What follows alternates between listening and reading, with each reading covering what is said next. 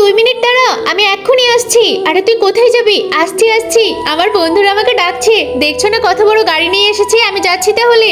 শোন আমার কথা শোন। আরে এত দেরি করলি কেন তুই? কি আর বলবো, মাকে ওষুধ দিতে হলো তো এই জন্য। চল ঝটপট আমরা রান্না বান্না শুরু করে দিয়েছি। আজকে ডিমের দারুণ একটা রেসিপি করব।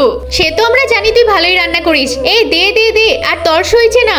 এই তো তোদের জন্য ডিমগুলো তুলে দিয়েছি, এবার তোরা খাওয়া শুরু করে দে। ভালো লাগলে আরো বলবি, আরো দেবো। দেখি একটু খেয়ে তুই কেমন রান্না করলি। না রে, ও ভালোই রান্না করে। আরে সত্যি কিন্তু রান্নাগুলো দারুণ হয়েছে। ও রান্না পারে বলেই তোকে সাথে করে নিয়ে আসি, নয়তো ওকে আনার দরকার কি বল? ভাই আর কিছু লাগবে নাকি? না না, লাগলে তোর থেকে চেয়ে নেবো। এই ওকেও খেতে ডাক। না না, আমাদের সাথে খাবে কেন? ও পরে খেয়ে নেবে। আরে ওরা এমন বললো। শোন, তুই এত বন্ধুত্ব করতে যাস না, বন্ধুরা কিন্তু তোর ভালো চাইবে না। মা তুমি কি সব বলছো? ওরা আমাকে অনেক ভালোবাসে। কি রে, তোর বন্ধুরা এখনো আসলো না? কেক কাটবে কখন তোর বোন? আরে দাঁড়াও না, ওরা সে শহর থেকে আসবে, ওদের তো আসতে একটু দেরি হবেই।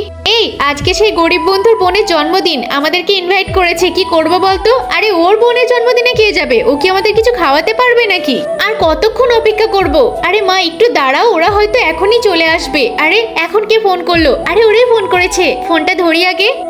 দেখ বন্ধু, মাঝ রাস্তায় গাড়িটা খারাপ হয়ে গেছে, আমরা আসতে পারছি না। আরে আসবি না মানে? এই তো। আরে ফোনটা কেটে দিল মুখের ওপর। ওরা তো আসবে না বলছে।